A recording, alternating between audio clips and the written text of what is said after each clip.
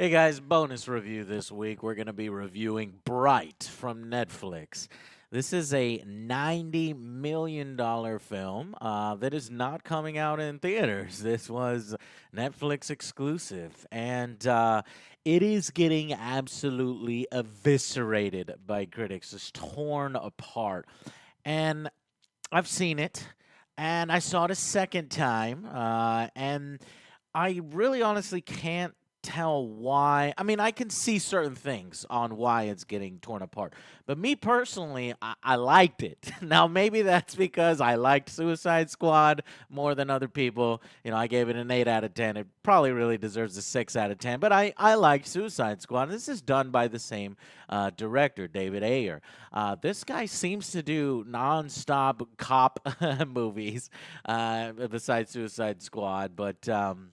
And it's written by Max Landis, who I'm familiar with because I watch Red Letter Media and I've seen Chronicle and I think it's good.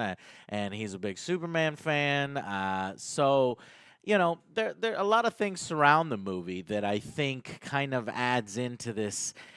Critics dogpiling and maybe defending movie-going experiences in theaters rather than supporting Netflix's sort of entry into theatrical releases with big budget films. Now, you know, let's just jump into the review. So, obviously, this is basically Lord of the Rings crossed with a little bit of Shadowrun, if y'all are familiar with that. It's not cyberpunk, but it's in modern day times. And then you take End of Watch, which is also David Ayers, and you mix it all together and you stir it up, and you've got Bright. Instead of having the ring, you've got these wands, which have the power to pretty much grant wishes. And the whole plot line is basically a band of rogue elves trying to resurrect the Dark Lord. Movie going and watching these kinds of things is a lot about immersion. Here, they're really trying to build this high concept world. And to me, I think the world building is fascinating. It's good. There's reference to pop culture like Shrek and things like that make you go, wait a minute, how does this world work? Maybe Shrek is a documentary in this world, but it's interesting. You see like graffiti in the background.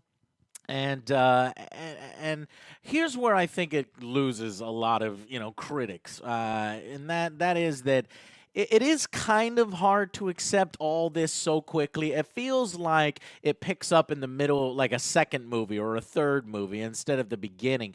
It would have been a little bit nicer to have maybe a visual explanation of 2,000 years ago when this Dark Lord was around. And I know it'd be even more like Lord of the Rings, but you know what I'm saying. And so it kind of rings hollow when you're seeing it and you're just forced to accept it.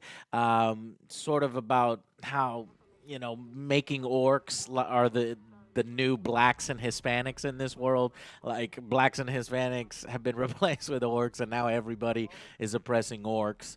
And considering that people refuse to even see that that systematic oppression exists, much less in modern fantasy worlds, I'm sure it's gonna probably rub people the wrong way, at least some politically motivated people. But to me, I think it's a realistic depiction of what it might be like if you were to mix fantasy with this. The different races not understanding each other, having prejudices. The elves are all super rich over there in Elf Town, driving around Lamborghinis and BMWs and that kind of stuff. And the orcs are kind of they've been separated from society and they're in the ghettos because they chose the wrong side. They chose the Dark Lord.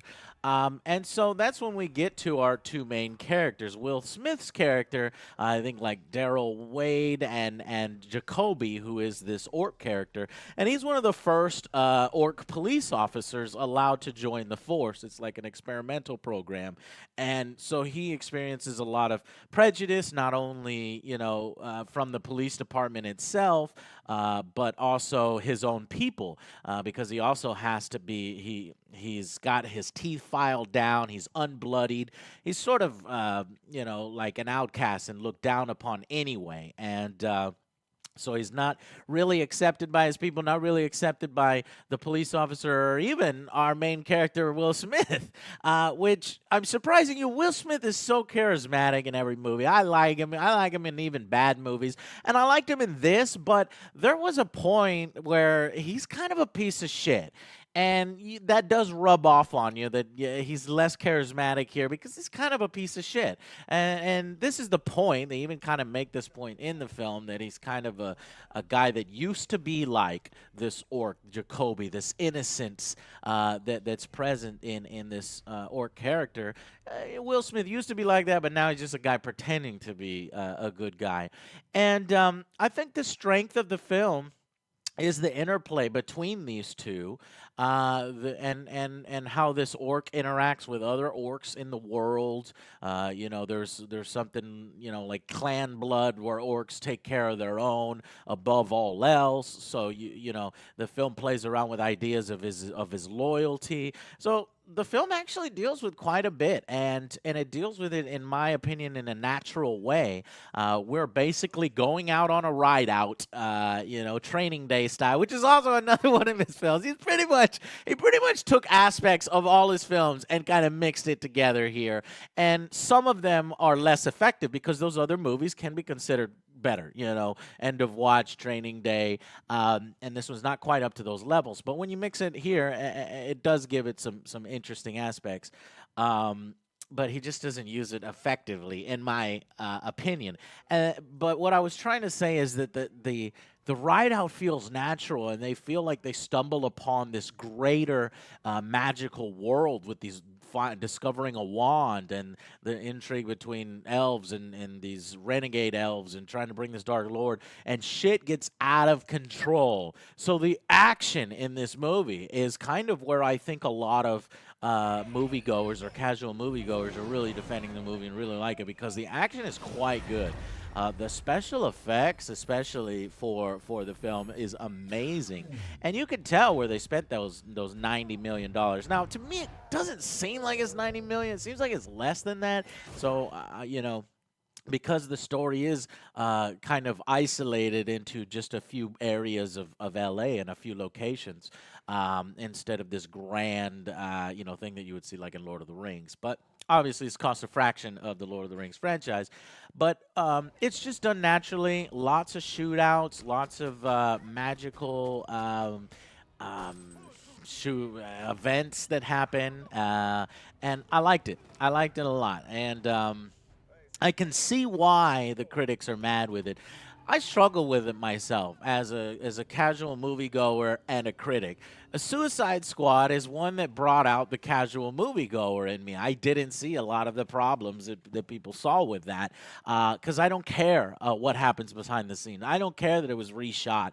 I think it turned out to be, a fairly good film for having to introduce like fucking 10 characters all at once that nobody gives a shit about. They're not developed, but the ones that were developed were interesting, and it worked out fine. And the same thing for here. I think my casual movie mind is working a little bit more, especially because I'm sitting on my couch at home rather than being in some theater environment. But I can see where it's weak, and there is definitely some weak points. So let me talk about that. The writing from Max Landis, it's extremely awkward at times.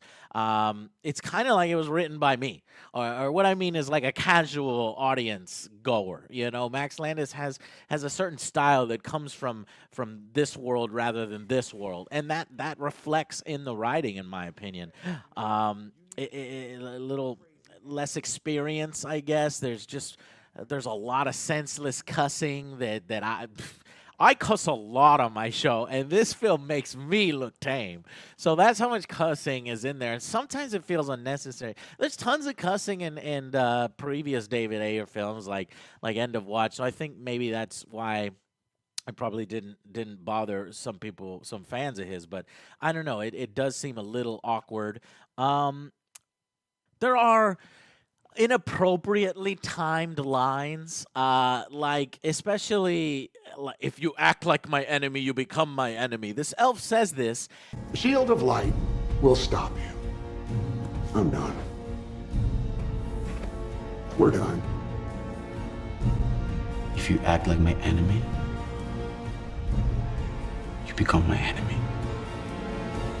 And it comes completely out of nowhere. It's like you should have said that like before, or it's just these lines that think they're more profound than they really are, and they're incredibly awkward. And I don't know how they got past the writing team or the director or even the actors making their own suggestions. It's just it's sometimes cringy. I'm not saying it would have changed anything, but shit, it might have. I'm not saying it would have changed anything, but shit, it might have. I got confused. There's a lot of sort of awkward talking, like, where in a normal movie the scene would end, but in this film the scene goes on and they just stumble and talk and awkwardly sort of talk because Jacoby, the orc, is so innocent, and he's perhaps one of the better parts of the film, and the interplay between these two. Jacoby kind of considering, Will Smith's character a friend, but Will Smith's like, we're not really friends, and they do that over and over, a little too much. But they run on their sentences. They act incredibly awkward, which is a result of this orc. But it does drag on a little too long.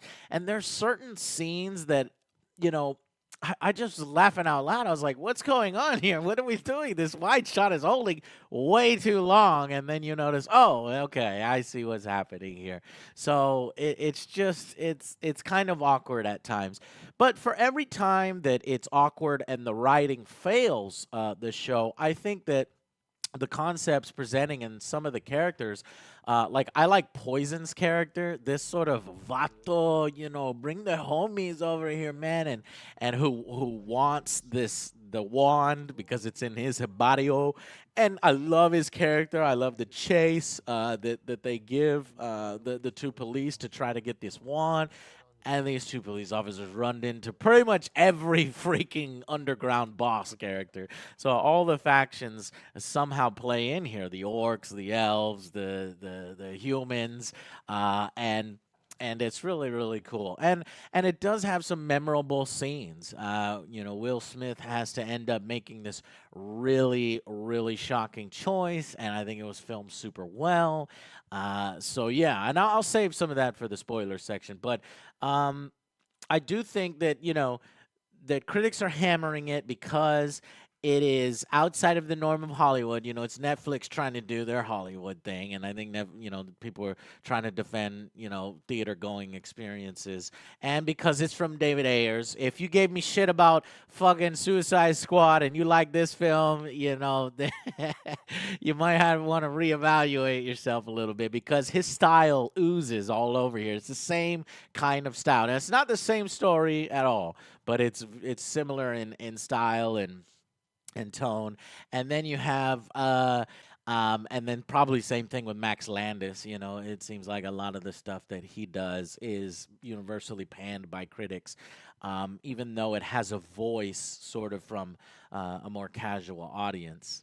I think that the relationship between, but by the end, I think the relationship between the two cops, all the action in there, it's filmed really interesting, almost like a handheld camera style, but not really.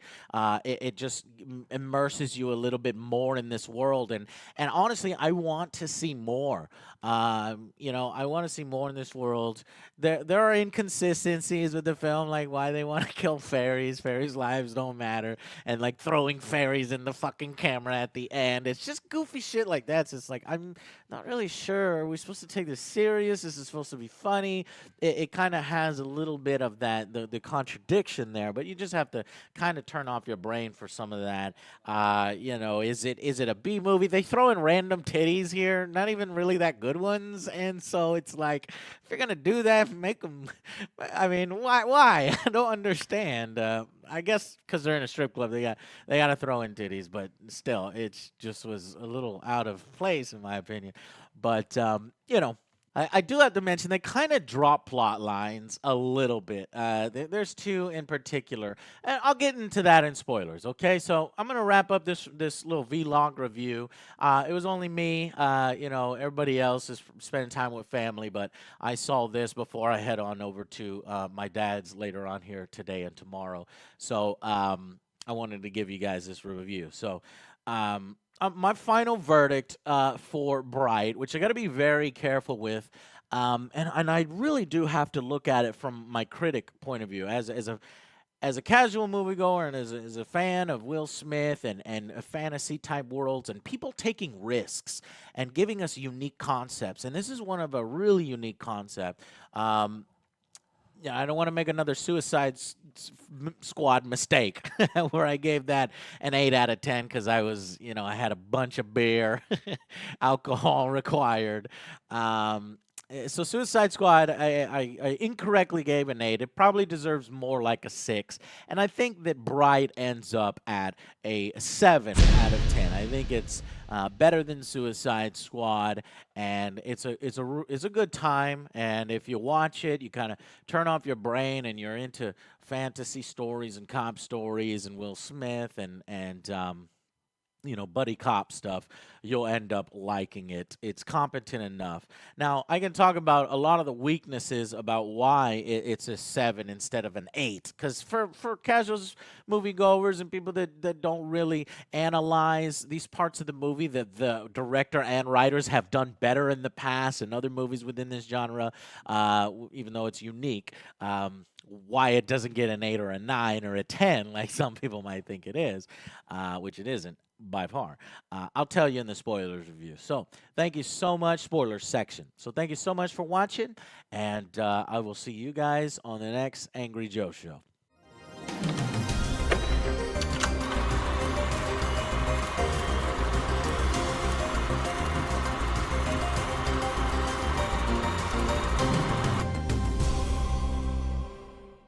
So, welcome to the spoilers section, where we get to talk a little bit more about the nitty gritty of the film if you've seen it already. So, there were 2 plot points the film kind of leaves behind.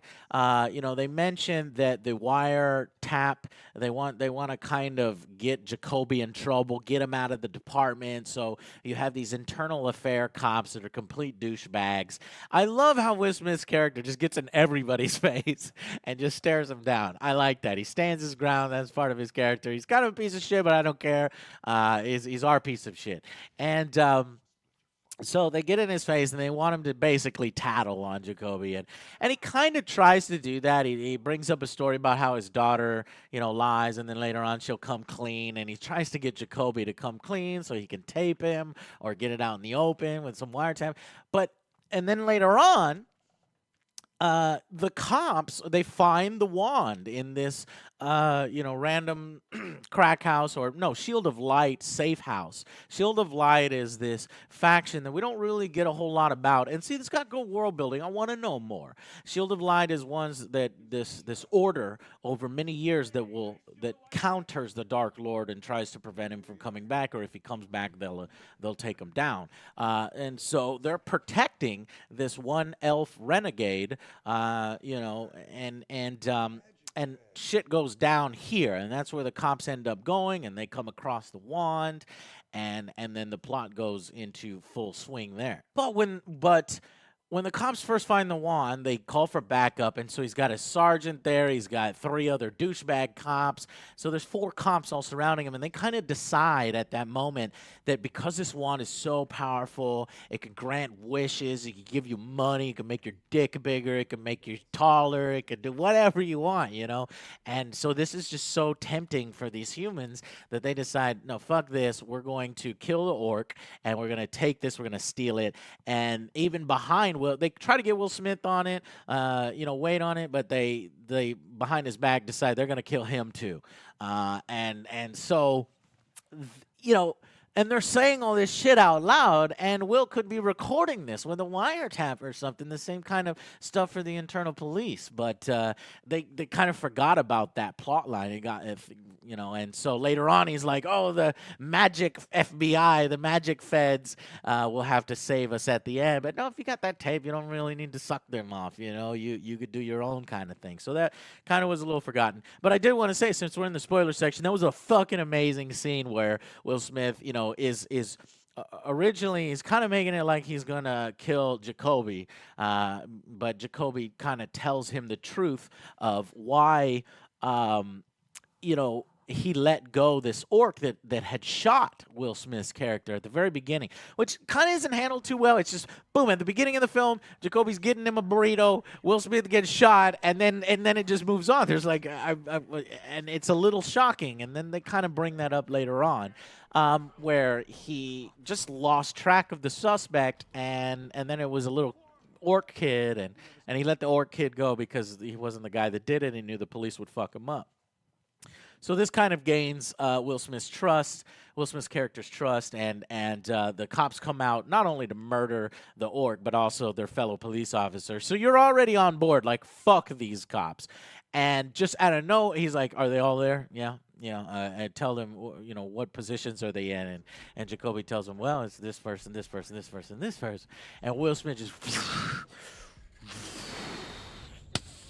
Or that's a great freaking scene. So, and there's a lot of good action in the film, and I think this is why there's probably a disconnect between the audience and the critics, because I think the action was really well done in the film. So he ends up defending not only his partner Jacoby, but also taking a stand. And then from there, just shit hits the fan. The other one is that, it was supposed to be 3 magic wands that can raise the Dark Lord from the dead, and they don't really bring any other magic wands into the mix. This is really only a story about one of the magic wands, I guess, and these renegade elves, what are they? The Lendi Lundani or something. They destroyed the Illuminati, by the way, 100 years ago. The Illuminati aren't around anymore. It's only these elves. I guess the Illuminati was the human version of the ones that want to bring the Dark Lord. This is the elf version of the ones that want to bring the Dark Lord. But they're only centered around 1 wand when there was supposed to be 3, and I thought there would maybe be other wands in effect. The name of the film, Bright, refers to people that can wield the wands. So when they say, and this is another example of kind of weak writing, that they telegraph this stuff so far away. They didn't need to say anything about humans being able to wield these wands. It would have been much better if they just look, elves wield wands, and humans, every time they've tried to touch a wand, explodes, But they go that one extra step further, kind of in explaining it, kind of insulting their audience, like, oh, you're a little fucking dumb. The humans can wield wands. There are humans that can wield wands. Yeah, but it's only like 1 in a million. And then everybody stops and looks at Will Smith. Hey, we got Will Smith on this project. You think maybe he's going to... No, but you know what the hell is going to happen, right? So at the end of the film, Will Smith's character can wield a wand, and he's a wizard. You're a wizard, Willie. So, I don't know. There are some pretty weak writing elements and sort of those kinds of things, but I think in the end, it's a watchable thing. Turn your brain off. It's fun, and there. But here's another problem, I think, and another reason why it ends up at a 7 instead of 8, 9, and that's because the director injects a lot of different ideas from a lot of different things, and it kind of doesn't feel original. It almost feels like he's aping his own work, especially the part in Training Day, where in Training Day they're about to kill the rookie cop, but then the boss's daughter or child or something was like, oh no, that cop is a good cop, he saved me. They do that exact same fucking thing in Bright, only so they rip that off of Training Day, only it means jack shit here because the boss is like, okay, you don't need to be here, get out of the room, and he leaves the room, and then the boss just kills him anyway. He doesn't care that his son is alive, doesn't give a shit, and it makes no sense. So it's like, why even do that and have people accusing you of ripping off Training Day if you're just gonna fucking shoot him anyways? You didn't need to do that. So they do that. They also have elements of, we all said, Lilo Dallas multipass, big bada boom, when you have this elf character in the back of the police car and they're driving, and she's all talking her fucking nonsense language back there.